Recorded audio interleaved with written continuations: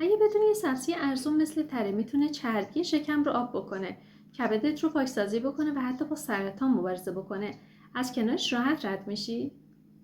دوستان عزیزم سلام، بخشی هستم، محقق سبک زندگی سالم و تکنولوژیست جراحی، و در این ویدیو قصد دارم درباره سبزی تره باهاتون صحبت کنم. گیاهی که استخوان‌هاتون رو تقویت میکنه، پوستتون رو درخشان‌تر میکنه و موها رو نجات میده، حتی جلوی آکنه و سرطان رو میگیره. از همه مهمتر این که باعث چربی سوزی و لاغری شما هم خواهد شد. لطفاً تا پایان ویدیو با من همراه باشید. تره یک گیاه از رسته آلیوم ها هستش که شامل پیاز، زیر، موسیر و پیازچه است. حاوی مقادیر قابل توجهی فلاونوئید و کامفرول هست و مطالعات نشون دادن که این ماده خطر ابتلا به بیماری‌های مزمن مخصوصاً سرطان را کاهش میده. همچنین با محافظت از پوشش عروق خونی از سیستم قلبی عروقی ما هم حمایت میکنه. تره در حالی که سرشار از مواد معدنی و پتاسیم و آهن و فسفر و منیزیم و خیلی از مواد دیگه هست، کالری خیلی کمی داره و ما در این قسمت میخوایم به این مبحث مهم بپردازیم، مخصوصا به خواص تره برای لاغری و آب کردن چربی ها اشاره میکنیم. تره یک غذای فوق‌العاده است. گفتیم حاوی سطوح بالایی از فلاونوئیدها است، ویتامین آ، ای، کا و فیبر داره. همچنین سرشار از ترکیبات مثل پتاسیم و کلسیم، منیزیم و مس و آهن هست. تره بدون چربیه و یک وعده پخته شده اون تنها 31 کالری داره. اما آیا واقعا به کاهش وزن کمک میکنه؟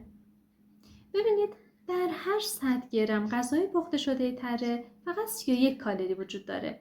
علاوه بر این تقریبا بدون چربی هم هست و این موضوع رو به یک غذای مناسب برای افرادی که رژیم غذایی دارن تبدیل میکنه. همچنین مثل بسیاری از سبزیجات منبع عالی آب و فیبر هست و وجود این مواد در تره باعث ایجاد حس سیری در شما میشه، پس بنابراین به جلوگیری از پرخوری هم کمک میکنه. همچنین به دلیل سطوح بالای پروتئین، این سبزی برای ورزشکاران و افرادی که به دنبال افزایش توده عضلانی هستن هم عالی هست. از دیگر خواص تره برای سلامتی خاصیت آنتی اکسیدانیشه، به ویژه پلیفنول ها و ترکیبات بوگردی که در تره هست از ابتلا به بیماری‌های دیابت، سرطان و بیماری‌های قلبی جلوگیری می‌کنه.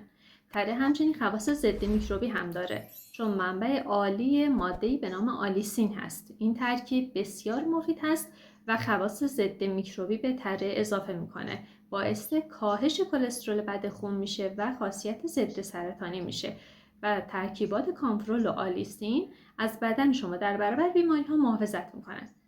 از طرفی تره برای انعقاد خون هم مفید هست. تره سرشار از تیوسولفینات ها و سپین ها هستش. این دو تا ترکیب هم گوگردی هستند و برای انعقاد خون لازمه. تصور میشه که در برابر انواع خاصی از سرطان ها خاصیت محافظت کنندگی به تره اضافه میکنن. یکی از خواص تره علاوه بر کاهش وزنی که گفتیم به انعقاد خون هم کمک میکنه. از طرف دیگه تره برای سلامت قلب هم مفید هست.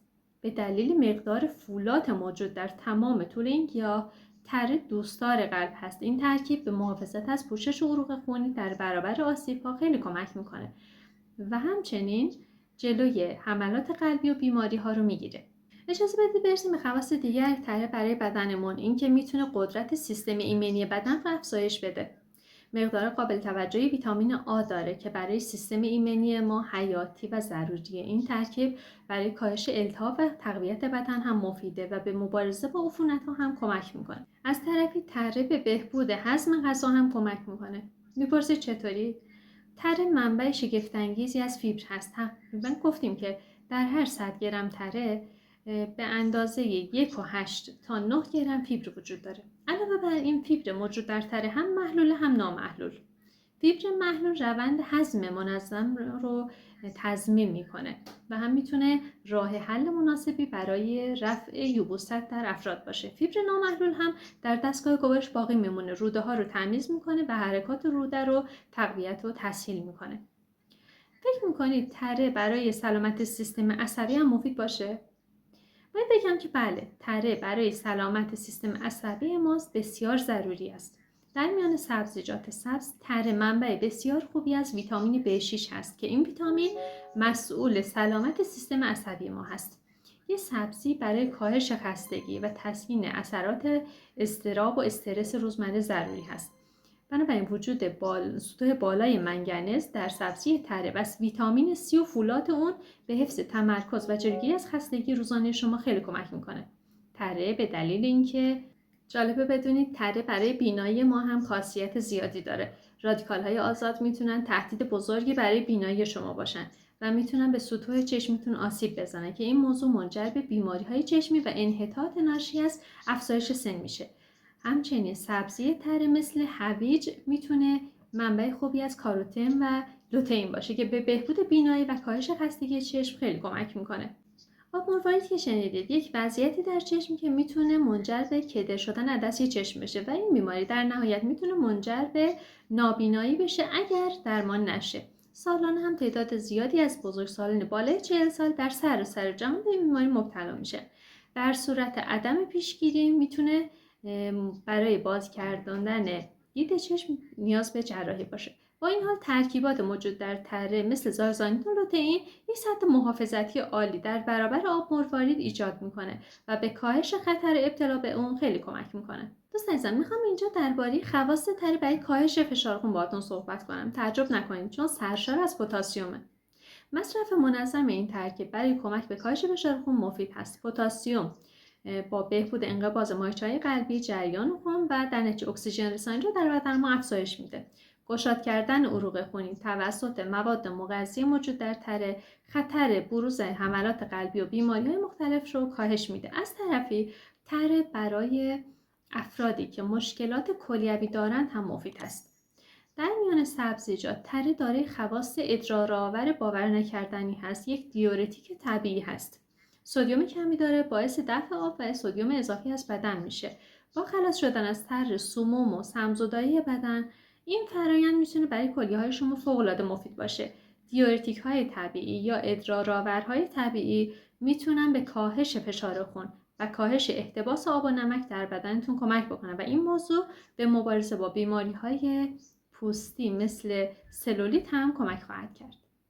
تره به کاهش خطر ابتلا به سرطان هم کمک میکنه. سرشار از ویتامین C هست. این ویتامین میدونید که آنتی اکسیدان مفید است برای پیشگیری از سرطان.